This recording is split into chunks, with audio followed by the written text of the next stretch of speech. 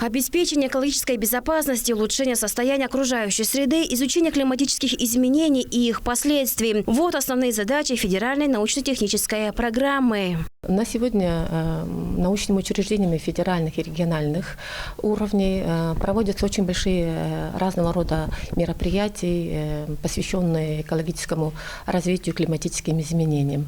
Однако необходимо на сегодняшний день объединиться, и в рамках отдельной региональной программы в данном направлении мы должны совместно проводить исследования, что позволит на более высоком уровне эффективно получить полноценные данные. Очень важными проблемами на сегодняшний день является это экология города Кызыла. Очень важным является оценка современного состояния приземного слоя воздуха, потому что в настоящее время мы понимаем, что вообще по всему земному шару и вообще по всей территории Земли происходит изменение климата, и в том числе на территории Республики Тыва. Летом Тува – удивительный регион, который привлекателен не только для жителей, но и для туристов. А вот зимой все наоборот. Загрязнение воздушного бассейна столицы и поселков республики продуктами неполного сгорания каменного угля и выхлопными газами. Одна из основных проблем, но это еще не все. Тревогу вызывает и загрязнение поверхностных вод за счет деятельности горнодобывающих предприятий.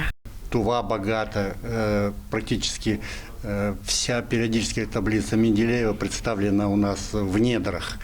Поэтому, конечно, работают и рудодобывающие предприятия, промышленные, которые хотят или не хотят, даже если они пытаются как-то минимизировать отрицательное воздействие своей деятельности, но тем не менее, все-таки технологии не все, так сказать, которые касаются охраны окружающей среды и сохранения, предотвращения, так сказать, загрязнения этими предприятиями, они еще несовершенны, и поэтому все равно происходит загрязнение поверхностных вод. А вода – это источник жизни. А для изучения полноценной картины и получения данных необходимы научно-инновационные технологии. Для исследования изменений климата и природных систем требуется современная инфраструктура и, конечно же, квалифицированные кадры. Не хватает у нас профессиональных исследователей по всем разделам, которые касаются, при работе и изучении состояния среды. Нужно очень много ученых, которые занимаются какими-то узкими проблемами. У нас, как говорится, по пальцам можно перечесть те исследовательские подразделения, которые могут там участвовать. Сейчас собираемся все вместе, то не столько для того, чтобы сформулировать цели и задачи этой программы. Она сформулирована уже, и цель, и задачи сформулированы. Мы знаем все проблемы, которые касаются нашей республики. А в первую очередь мы должны понять, кто из нас какой раздел может выполнить. О своих наработках, планах и проектах рассказали и представители Тувинского государственного университета. Наш университет предлагает Тануола, хребет Тануола, там локализоваться, поскольку мы уже начали в 2021 году, этот полигон, карбоновый полигон, уже работает 2021 года. Наземные исследования проведены достаточно серьезные.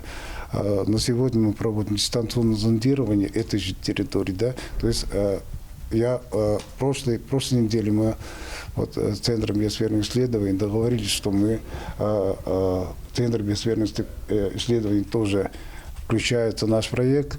Мы центр запускаем на нашей площадке в южной стороне хребта Тануола, то есть, получается, в Норсхоллайне. Будем работать совместно, и очень нам необходимо и важно, что мы в длительном ряду можем провести, то есть заметить тенденции, каким образом, как меняется вообще окружающая среда, ландшафт, экосистемы, прогнозы повышения температуры. Наши данные это подтверждают. Повышение температуры идет очень устойчиво. Федеральная научно-техническая программа в области экологического развития и климатических изменений принята. Сейчас для республики задача стать ее участником. Для этого мы привлекли научное сообщество, заинтересованные органы исполнительной власти. И сегодня договариваемся составить такой общий план, программу, где каждое ведомство, каждое научное учреждение внесет свои предложения с объемами финансирования, софинансирования и с конкретными исполнителями, и что можем достичь после реализации этих мероприятий. Сроки реализации федеральной программы рассчитаны до 2030 года. Айра Сабы, Магуша Айдана Санденма, телеканал ТУВА-24.